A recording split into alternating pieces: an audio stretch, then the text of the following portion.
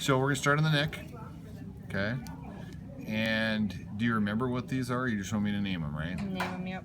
The ones that are kind of V-shaped, working our way down, those are the digastrics. Going across in between those, the muscle that grains running this way, that's like a chin strap, this is mylohyoid. And on this side, you kind of chunked it away so that you could see underneath the mylohyoid these muscles that are going straight up and down, meaning they're not going side to side, they're going straight up and down this way. Those are geniohyoid.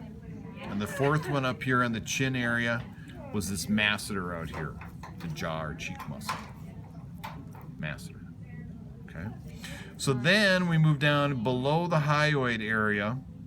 And so the first one coming up from the sternum to the masseter, or the mastoid process, that's your sternomastoid. On the human, we call that sternocleidomastoid, but on the cat it actually separates. So deep to that sternomastoid down here, going straight up and down, is the cleidomastoid. So the cat has sternomastoid and cleidomastoid, two separate muscles. On us, it's sternocleidomastoid. From the sternum straight up to the hyoid, this muscle right here is the sternohyoid. We say it goes higher, sternohyoid. Underneath that, deep to that, you've got one going from the sternum up to the thyroid gland, so that one is sternothyroid. It doesn't go as high as the hyoid did. And the last one is the thyrohyoid, that tiny, that's it, that's all there is to it, thyrohyoid. So again, sternothyroid, thyrohyoid, and sternohyoid. So then we're gonna move out on the arm, and we're gonna do the first one we did all was the pectoantebrachialis. Underneath pectoantebrachialis, we said was pectoralis minor. Sorry, pectoralis major. Then underneath the pectoralis major was the pectoralis minor, and below that or inferior to that was xiphi humoralis, attached to the xiphoid process. So xiphi humoralis, pectoralis minor, pectoralis major, pectoantebrachialis. As long as I'm in the front, I'm going to do this one. This one right here was one we said we could see in the back as well. Wasn't labeled on our handout, but this is that clavobrachialis or clavodeltoid. On the elbow, the muscle, the kind of thin one above that elbow, was epitrochlearis, down to the elbow. If we move that aside, we could see the biceps brachii, the biceps muscle. And then behind, on the back of the arm, underneath that epitrochlearis, this is all triceps brachii.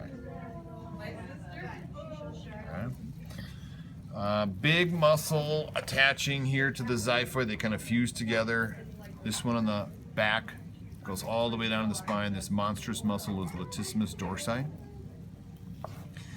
And then we found, underneath that we kind of pushed it aside so we could see these nice finger-like muscles in here, which were the serratus anterior muscles. They look like little fingers coming in here. Let's see what else we did back here. From the latissimus dorsi, we cut in half, and then we did up here on the shoulder blade, we did our trapezius muscle. The first trapezius muscle was covering over that latissimus dorsi. That was our spinotrapezius. And then up here was our acromiotrapezius. Those two we cut so we could see the deep muscles underneath. And up higher on the neck, this one right here was our clavotrapezius. So clavotrapezius, acromiotrapezius, spinotrapezius. Those three muscles attach to deltoids, shoulder muscles. And so if we come down where that spinotrapezius ends, we had a new one beginning right here, and that was the spinodeltoid. In front of the spinodeltoid was the acromiodeltoid. And in front of the acromiodeltoid was the clavodeltoid, which is the one we said we could see on both sides. Clavobrachialis, clavodeltoid. So again, clavodeltoid, acromiodeltoid, spinodeltoid, just like we had spinotrapezius, acromiotrapezius, and clavotrapezius up here. The clavotrapezius will oftentimes look like one muscle, but it does attach here, origin insertion, so it separates, it really is two muscles. Lastly, we had one muscle that was diving underneath that. This one attaches, dives underneath that, clavotrapezius. This is one that attaches to the scapula, so it's called the levator scapula.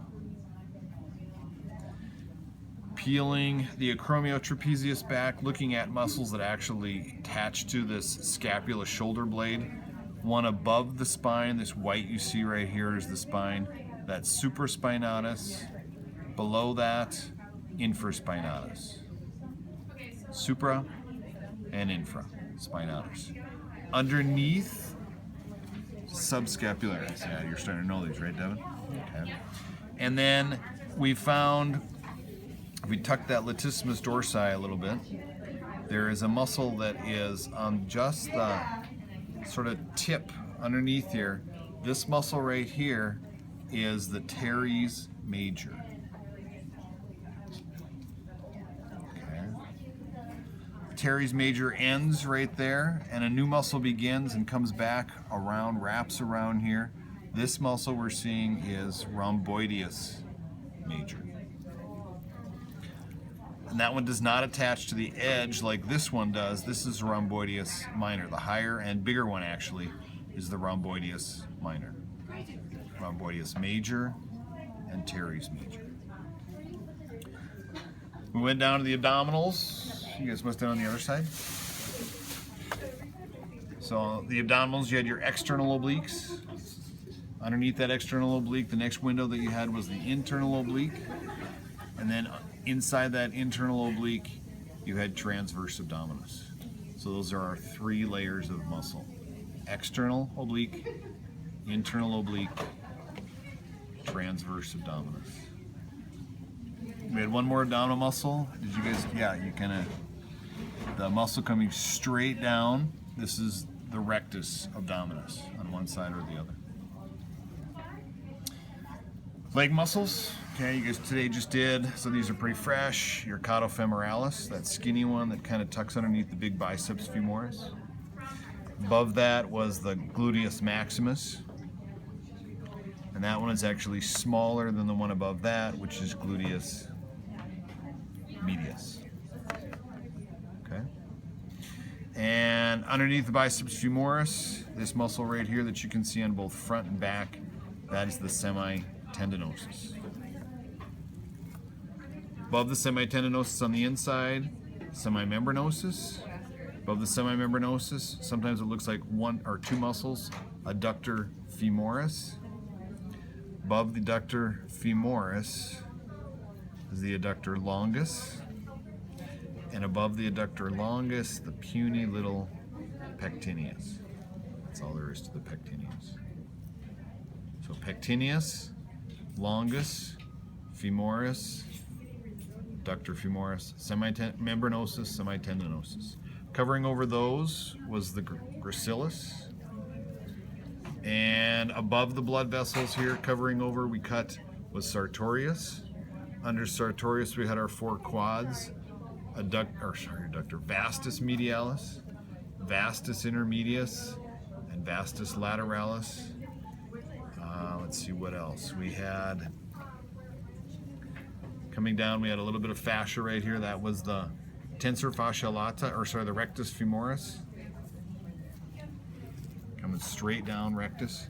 But on the outside then, a little bit of muscle right here, a lot of fascia up here, tensor fascia latae. I think that's it. Oh, no, sorry. Did you guys do your gastrocnemius? No. You haven't done those yet? Okay, yep. So those will be in here, kind of like your drumsticks. Let's see if you have a good one. Yeah. I think your leg is broke. Did you know that? Yes. Yep. We just did that? Not intentionally. So the muscle on the outside is your gastrocnemius, and the one kind of tucked in between those is the soleus.